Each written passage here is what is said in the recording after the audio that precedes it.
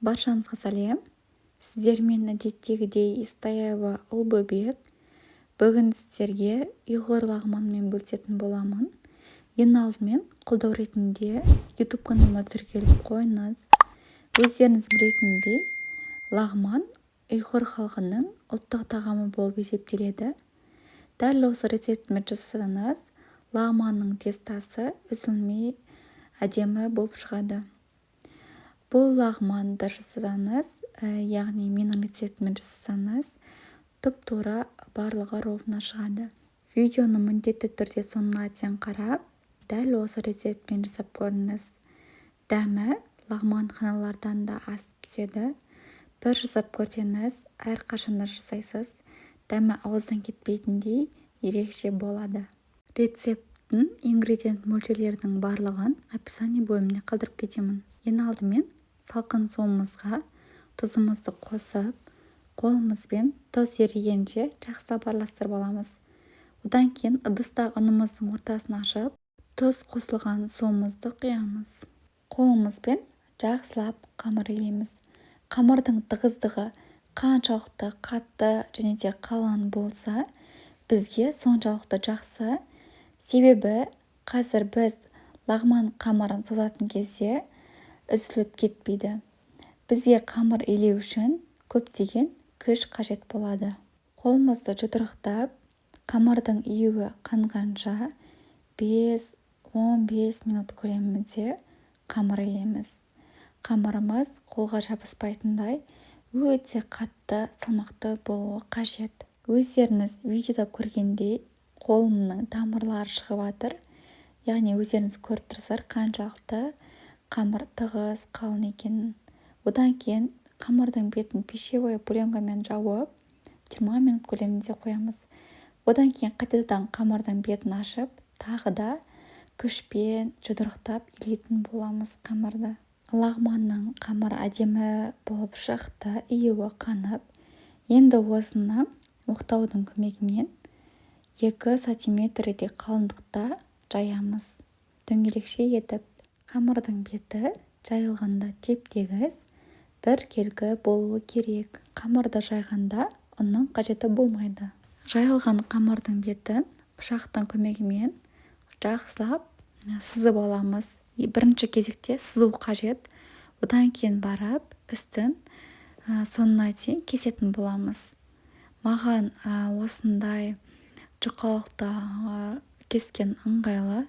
Себебі бұдан да қатты қалың болатын болса, жаюға қамырды, лағман қамырын созуға ыңғайсыз. Барлық қамырды кесіп, бір-бірінен ажыратып аламыз. Қамырдың барлығын кесіп алғаннан кейін, осындай дөңгелекше ыдысымызға сұйық майымызды жайып аламыз. Одан кейін кезекпен кезек қамырларымызды оқтау жайғандай әдемілеп тұрып, бір келгі формада домалақтаймыз, яғни оқтау жайғандай етіп. Қамырды созатын кезде қатты жылдамдықтың қажеті жоқ, өйткені қамырларымыз бір жері қалың, бір жері жұқа болып қалуы мүмкін. Видеоны тез жылдамдатпай, барынша асықпай, сіздерге түсінікті болуы үшін баяу қозғалыста түсірдім. Алақанымызды сұйық маймен майлап, осылай қамырларымыздың әрқайсысын қолымызбен бірінші мұжып, одан кейін барып оқтау сияқты жаятын боламыз. Лағманның тестасын дайындап, лағман қамырын созудың ешқандай қиындығы жоқ. Бір үйреніп алсаңыздар, оп-оңай және де әрқашанда дайындап өздеріңіздің ас мәзірлеріңізге қосатын боласыздар. Лағман бұл менің ең сүйікті тағамдарымның бірі. Бұл тағамды өте қатты жақсы көремін. Өздеріңіз видеода көріп тұрғандай, барлық қамырларды осылай дөңгелекше етіп, қамырды бір-бірінің үстіне орайтын боламын. YouTube каналымның 90% ас үй ханшайымдары. Сіздерге плюс бір информациямен бөліскім келіп тұр. Менің YouTube каналымда Пендуду курсының от и до сабақтары түсіндірілген. Яғни сіздерге тегін Пендуду курсын арнайы видео етіп салған болатынмын. Сол тегін берілген білімді алып алсаңыздар деймін. Сіздерден барынша қолдау күтемін. Менің YouTube каналыма міндетті түрде тіркеліп қойыңыздар. Тағамнан тыс әңгіме қозғағаным үшін кешірім сұраймын. Оралған қамырды осындай бетін пищевой пленкамен жауып 10 минутқа демалдырып қоямыз. Одан кейін кезекпен кезек тағы да қолымызбен оқтау сызғандай сызатын боламыз. Қамырды барынша асықпай жасаймыз. Мен видеоның ұзақтығына байланысты жылдамдықты сәл көбейттім. Негізінде өте баяу қозғалысты жасаймыз. Себебі біздің лағман қамырлары нәзік болғандықтан үзіліп кетеді. Келесі кезекте видеода көрсетілгендей ұқыптылықпен әдемілеп жинайтын боламыз. Жинап болғаннан соң үстіне сұйық май жағамыз. Сұйық май жақпайтын болсақ, қамырларымыз бір-біріне жабысып қалады. Қамырларымыздың барлығын оқтауша етіп жайып, қолымызбен созып, сұйық май жағамыз. Мен сіздерге алғашқы видеоларды асықпай түсірдім. Келесі видеоларда сіздерге анық түсінікті болу үшін тағы да қостым. Барлық қамырлардың барлығын осылай жинап шығамыз.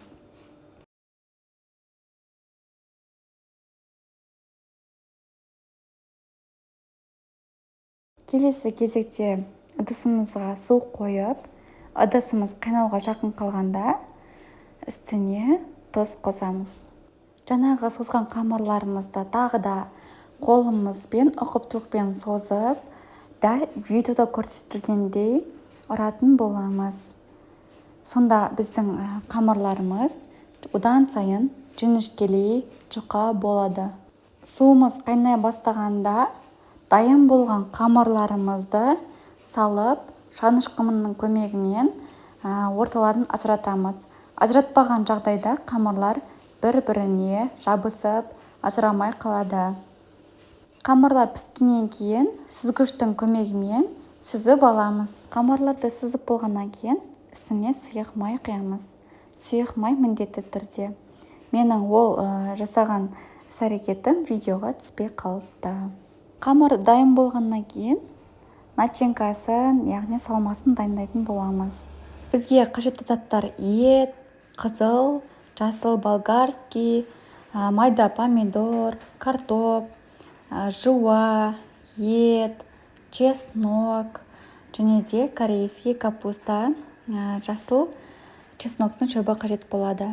Біздің ет кішкене мұз болғандықтан осылай жапырақша етіп әдемілеп турайтын боламыз. Барлық қажетті ингредиенттің мөлшерлерін описание бөліміне қалдырып кетемін. Келесі кезекте қазанымызды қыздырып, қызғаннан кейін үстіне сұйық май құямыз. Жуамыздың ортасын бөліп, жұп-жұқа жіңішке етіп тураймыз. Туралған жуаны осылай қолымызбен бір-біріне ажыратамыз. Майымыз қызғаннан кейін қазанға еттерді салып, үстіне китайский және де өзіміздің қолданатын ас үй тұзын қосып, үстіне соевый соус қосамыз. Келесі кезекте шанышқымызбен осылай ет, соустарды жақсылап араластырамыз. Қатты араластырудың қажеті жоқ, себебі біздің еттер жұқа болғандықтан езіліп кетеді. Етіміз қуырылып болғаннан кейін үстіне пиязымызды саламыз. Тағы да шанышқымен әдемілеп араластырамыз. Келесі кезекте картопымызды ромб фигурасымен тураймыз. Оны да салып, жаңағы майда помидорлардың ортасын екіге бөліп, үстіне жаңағы болгарский, жасыл чесноктың шөбін барлығын қосып, тағы да араластырамыз. Жасыл болгарскийді сопақша ұзынша етіп турап, одан кейін корейский капустаны 4 бұрыш формада турап, барлығын қазанға салып, шанышқымен араластырамыз. Қазанның крышкасын жауып, баяу оттықта қойып қоямыз. Мінекей, біздің ұйғыр лағманы дайын болды. Міндетті түрде жасап көруге кеңес беремін. Бір жасасаңыздар, әрқашанда жасайсыздар. Дәмі өте дәмді, ерекше, ауызда қалады. Бұл тағам менің сүйікті тағамдарымның бірі, тағы да айтып кетейін. видео ұнаса лайк басып пікір қалдыра кетіңіздер. Сіздерден қолдау күтемін. Менің YouTube каналыма тіркеліп қойыңыздар. Бізге ас болсын.